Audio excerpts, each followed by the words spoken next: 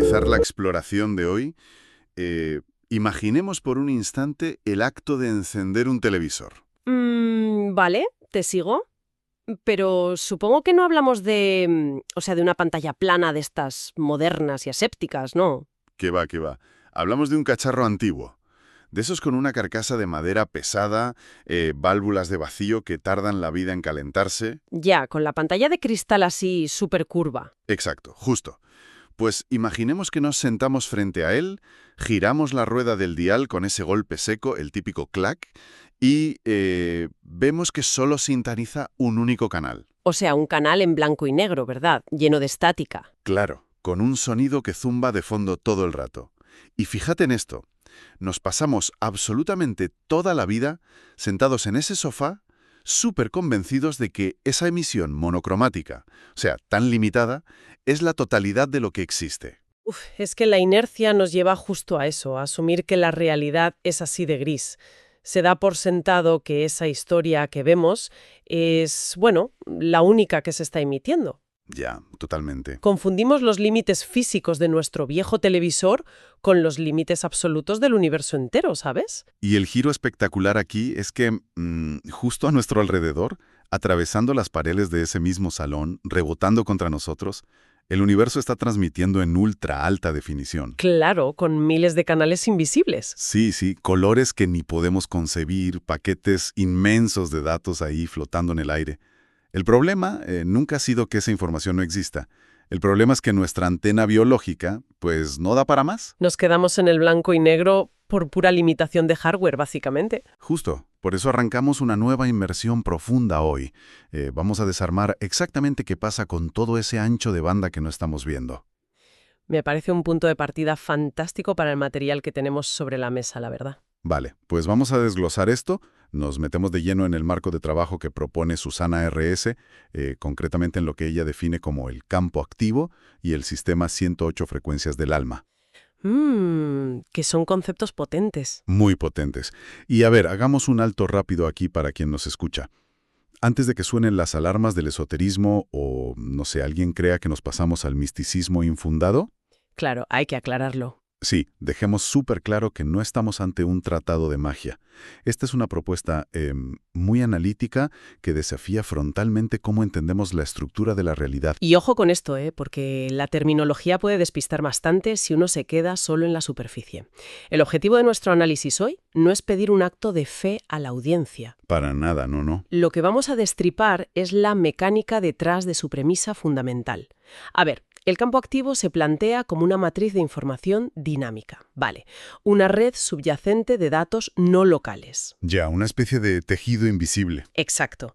Y esas 108 frecuencias no son un número mágico que se haya sacado de la manga, sino que actúan como una topografía. Es un mapa estructurado para categorizar cómo interactuamos con bandas de información sutil. O sea, igual que un dial de radio organiza las ondas hertzianas para que no escuchemos solo ruido, ¿no? Totalmente, la misma lógica. Vale, vamos a desglosar la mecánica de todo esto, porque la misión de hoy es entender cómo nuestro sistema nervioso, que es una joya de la evolución humana, Sí, una maravilla. actúa paradójicamente como un embudo, o sea, como un filtro que nos recorta el mundo. Pero claro, si aceptamos que existe toda esta información invisible flotando en la matriz, me surge una pregunta. A ver, dime. Pues que ¿cómo sabemos siquiera que está ahí fuera si no podemos verla ni tocarla, ¿sabes? Cae por su propio peso. Bueno, para responder a eso, la forma más contundente es apartar la mirada del ser humano por un momento. Hay que fijarse en cómo operan otras arquitecturas biológicas. ¿Irnos a los animales? Eso es. Si analizamos el reino animal, nos damos cuenta de que nuestros preciados 5 sentidos son solo una configuración más entre millones posibles, un traductor muy específico. Ya nuestro hardware particular. Exacto. Y entender cómo traducen la realidad otras especies nos demuestra, de forma impepinable, que el mundo físico está lleno de información que a nosotros sencillamente nos pasa por encima. Fíjate que los ejemplos del texto sobre biología comparada rompen todos nuestros esquemas, ¿eh? El mapa mental que construimos los humanos no es el territorio. Ni de lejos. Pensemos en algo tan básico como la vista. Lo que nosotros llamamos pomposamente luz visible es, una franja ridículamente estrecha. Un hilito. Un hilito visual, exacto, atrapado entre el infrarrojo y el ultravioleta. Y esos espectros existen, rebotan en las flores, calientan la atmósfera, y nuestros fotorreceptores son ciegos a ellos. Lo fascinante de esto es el mecanismo de traducción. Cada especie habita un mundo perceptivo propio, lo que en biología se llama el Umwelt, calibrado para frecuencias totalmente distintas. Claro, como los murciélagos. Justo, un murciélago a nuestros ojos parece que vuela a ciegas, en plan caótico por la noche, pero en realidad está emitiendo ondas sonoras de alta frecuencia. Y esas ondas rebotan, claro. Rebotan en un mosquito, por ejemplo, y regresan a sus oídos. Eso le permite crear un mapa tridimensional perfecto de su entorno en tiempo real.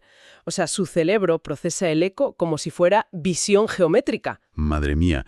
Y luego están las abejas, que a mí esto me vuela la cabeza. Las abejas pueden percibir literalmente el campo magnético de la Tierra. Uf, sí, es telita eso. Es que tienen acceso directo a una dimensión del planeta que para nosotros es la nada más absoluta. Y fíjate en el cómo lo hacen, porque no es magia, es física cuántica aplicada a la biología. Es alucinante. A ver, explícanos esto un poco. Pues mira, las abejas, igual que muchas aves migratorias, tienen en los ojos unas proteínas especiales que se llaman criptocromos.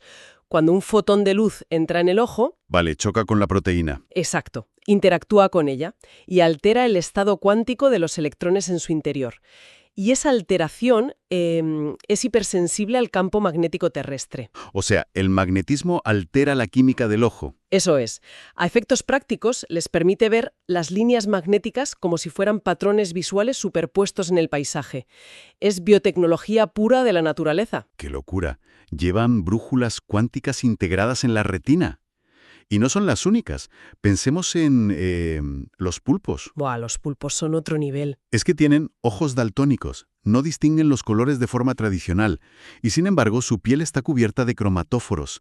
Procesan información de color a través de la piel para camuflarse. Literalmente miran el color con todo el cuerpo. Sí, exacto. O los elefantes, que bajan la frecuencia del sonido a niveles de infrasonido. Ya, ondas súper graves que viajan por la Tierra. Exactamente. No por el aire, por el suelo.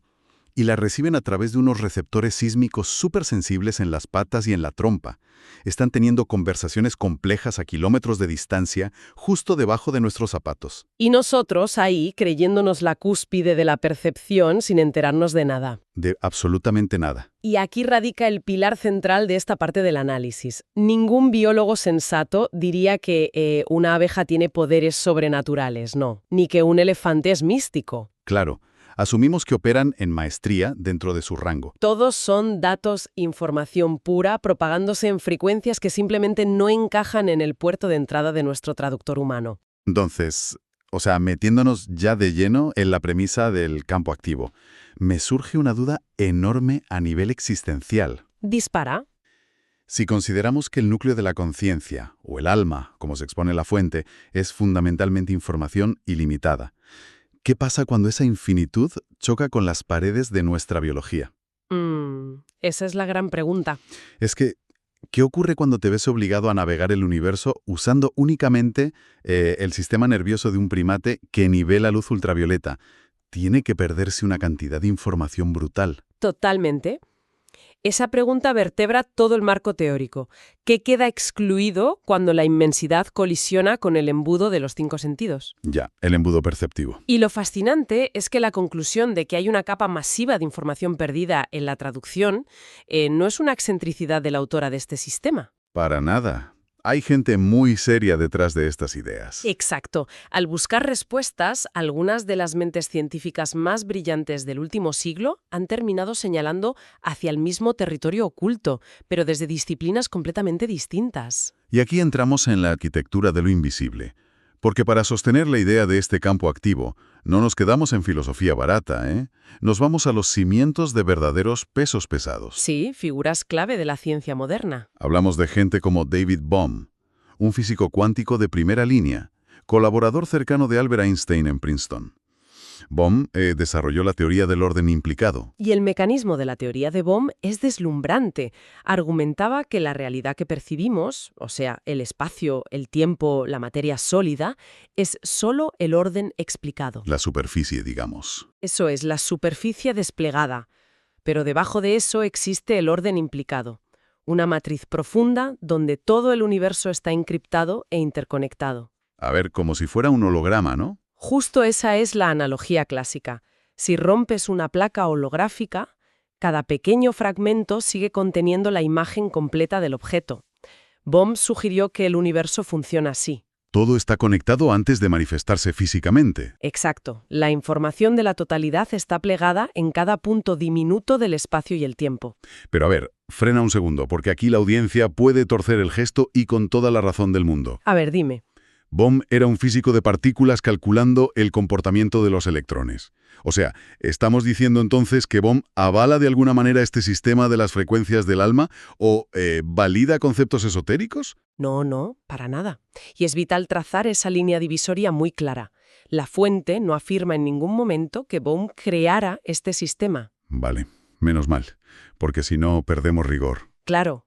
Lo que se expone es que Bohm, a través de las matemáticas de la mecánica cuántica, llegó a la conclusión ineludible de que la realidad material no se sostiene por sí sola. Requiere esa capa subyacente. Eso es, una capa de información no local.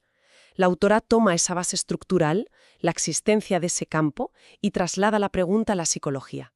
Si ese campo existe a nivel cuántico, ¿cómo interactúa la conciencia humana con él? Vale, ya entiendo. Se utiliza el hallazgo físico como el escenario donde ocurre la experiencia humana. Y no solo pasa en la física. El texto también menciona a Rupert Sheldrake. El biólogo de Cambridge, sí. Londres. ¿Aprende a resolver un laberinto? Sí, este ejemplo es buenísimo. Pues un grupo de ratones de la misma raza en Australia aprenderá a resolverlo mucho más rápido, porque la información se ha cargado en el campo mórfico de la especie. O sea, la información viaja sin cables, sin contacto físico. Exactamente. Y si a esto le sumamos a psiquiatras como Carl Gustav Jung y su inconsciente colectivo, vemos un patrón clarísimo, ¿verdad? Ya, porque Jung decía que los arquetipos y los instintos se descargan de una red de información psíquica compartida. Justo. Físicos, biólogos, psiquiatras, todos llegando a lo mismo. Todos picando la misma montaña desde distintos lados y encontrando la misma caverna en el centro. Pero claro, aquí viene otra duda. Cuéntame. Si todos coinciden en que existe esta matriz inmensa, este campo activo, y sabemos que el microscopio más potente no puede sacarle una foto, ¿cómo narices lo leemos? Claro, esa es la cuestión. ¿Qué clase de tecnología futurista necesitamos para sintonizar todo eso? Pues mira, el giro de paradigma que propone el texto es que no hace falta esperar a que un ingeniero de Silicon Valley invente nada nuevo. El hardware ya lo tenemos puesto. Nosotros somos el instrumento, ¿no? Exacto. Nuestro sistema nervioso central tiene la amplitud frecuencial necesaria para captar el borde de esa información sutil. Pero a ver, si tenemos la capacidad biológica, ¿por qué no andamos todos por la calle descargando datos de ese orden implicado? Ahí está el kit de la cuestión. Aquí es donde la cosa se pone muy interesante y nos metemos en el barro, porque la fuente argumenta que no es un problema de biología, es un problema de diseño social, un muro cultural. Totalmente. Y para explicarlo, se desglosan 3 grandes revelaciones o dinámicas. Empecemos por la primera. El problema del permiso. Vale, el permiso cultural. El argumento es que esta autoridad perceptiva profunda está en pausa, esperando que le demos permiso. Durante la Ilustración, la sociedad occidental tomó una decisión radical. Decretó que solo era real lo que pudiera medirse externamente. Claro, lo de si un termómetro no lo registra no existe. Exacto, puramente empírico. Y a ver, construimos la civilización moderna sobre eso, lo cual nos trajo antibióticos y cohetes, que oye, está muy bien. Sí, indiscutible. Pero por el camino, mutilamos nuestra validación interna. Al exigir que la información provenga de una máquina, la mente racional actúa como un censor. Descartamos la sutileza, sí. Le quitamos la licencia de conducir a nuestro propio cuerpo, tachando todo de ruido de fondo o pura imaginación. Y eso nos lleva a la segunda dinámica. La altísima precisión que tiene el cuerpo cuando por fin logra saltarse esa censura racional. La precisión no reconocida. Esto me encanta. Es que, aunque la mente consciente mire hacia otro lado, el sistema nervioso autónomo sigue leyendo el entorno de forma masiva. Hablamos de las famosas corazonadas, ¿no?